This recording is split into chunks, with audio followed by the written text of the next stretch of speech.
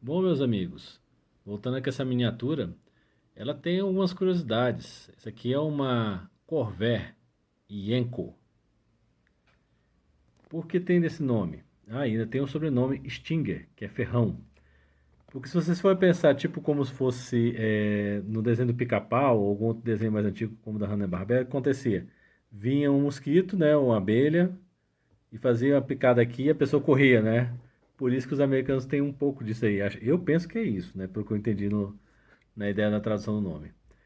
O que vem a ser o Corvair? Corvair foi um projeto da GM, que foi fabricado nos anos 60 até 69. O nome, na verdade, é um trocadilho. Significa Corvette mais Bel Air, que são outros dois carros de grande sucesso da GM. Como vocês podem ver, essa miniatura é até interessante. Eu estava até observando aqui. Não sei se consigo aqui mostrar na. Olha o brilho aqui, ó. Tá vendo o brilho da luz no farol? É uma pintura que simula mesmo como se fosse um olhinho de gato, mas eu fui dar uma olhada aqui, não é vidro aqui, é uma pintura especial. A base dela é de plástico, as rodas, eu confesso que eu acho que é borracha. É uma boa miniatura. Isso aqui foi de um carro de corrida que foi preparado pela Yenko. A Yenko começou como se fosse uma concessionária da marca Chevrolet. E depois, o filho do dono dessa concessionária resolveu trabalhar com carros preparados. Esse cara,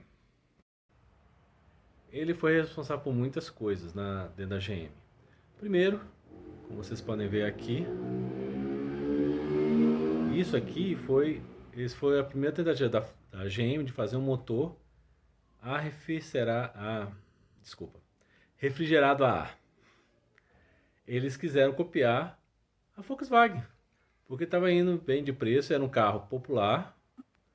A ideia era essa, fazer dele um carro popular que vendesse muito. Ele teve nas versões sedã, na versão coupé, station wagon e até uma concorrente da Kombi. Eu vou colocar a foto aí no vídeo para vocês. E além disso, o Corvair ele foi criado por um cara que depois viria a ser o criador da Corvette de 1952. O nome dele é Ed Coe, é o engenheiro-chefe da Corvair. Esse carro ele tinha um apelido engraçadíssimo de Porsche dos pobres, porque ele usava um motor, esse motor, querendo ou não, é semelhante mesmo ao da Volkswagen e ao do Porsche 3, deixa eu pegar aqui, 356. É um motor vamos ver aqui, deixa eu só pegar aqui minha colinha para não me perder. Era um motor Porsche, né, no estilo Boxer. Quer dizer Boxer, você pode ter um motor em V, o VR, que é quase assim, e o em linha, que os pistões estão assim para cima e para baixo, andando, né? Só que no Boxer você vai abrindo, ó, você vai abrindo até ficar plano. E aí ficava um pistão assim e outros pistões assim, parecendo como se estivesse num boxe, batendo um no outro. Por isso que tem esse nome, esse motor. Esse motor tinha, além de não ter precisado de usar água para ele, né? Ele realmente era de baixo custo de manutenção. Isso fez ele vender muito, mas muito mesmo. O carro, ele tinha alguns problemas apesar disso. Por isso que ele tem esse jeitão assim compridão, como vocês podem ver, para frente aqui e atrás, porque é aqui que ficava o motor dele, igual o Fusca. A entrada de ar era aqui, em cima do capô dele, o capô dele era aqui. E aqui na frente, assim como no Fusca, era o porta-malas. Era um carro muito interessante. Só que nem tudo foi flores. Embora tenha vendido bem, esse carro acabou gerando uma coisa que nós hoje conhecemos como recall. O primeiro recall foi feito com esse carro, por isso que eu quis comprar essa miniatura, porque essa miniatura é rara, é difícil de achar a miniatura desse carro. Porque ele ficou meio que, como é que eu vou dizer, mal visto por conta do recall. um advogado e ativista dos direitos dos consumidores lá nos Estados Unidos chamado, deixa eu pegar aqui o nome dele certinho, Ralph Nader. Vou colocar a foto para vocês, a foto da época, e ele ainda é vivo. Ele escreveu um livro, né? E ele descobriu que tinha um problema na suspensão aqui atrás, na suspensão, que faltava um parafuso, e esse parafuso se soltando, pronto, saía a traseira desse carro. O que provocava. Esse carro já tinha um problema de projeto, que ele saía de traseira, porque como a força dele saía aqui de trás, o peso também estava aqui. Isso ajudava numa reta, até para você frear. Mas na hora de você fazer a curva, ele ficava saindo de traseira, dava traseirada. Então, assim, quem não gostava de fazer drift, acabava fazendo drift sem querer com esse carro. Esse carro foi produzido até 69. E aí a empresa, a Ienco, entrou na história e preparou ele. No caso, o senhor Donald Frank Ienco, filho do fundador da concessionária Ienco, que era o senhor Franklin.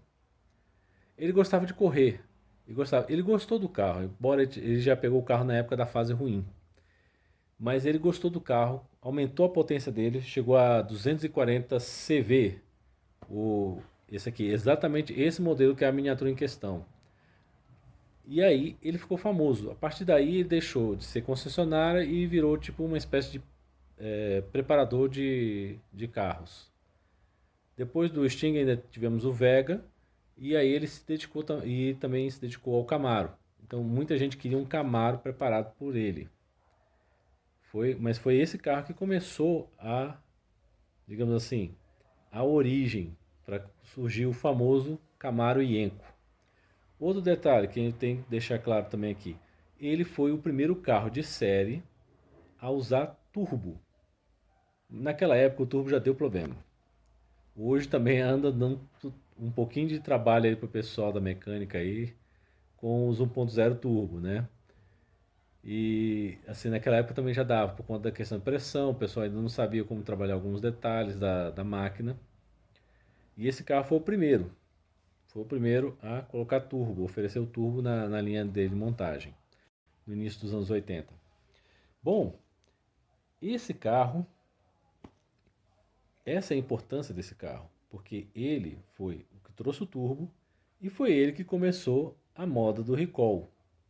E por último, né, no caso esse aqui o Stinger, né, o Corvair Stinger, porque ele foi o carro que deu origem ao Camaro Ienco, que é um dos mais queridos entre os puristas. Então vamos ficar por aqui por hoje, gente. Um grande abraço.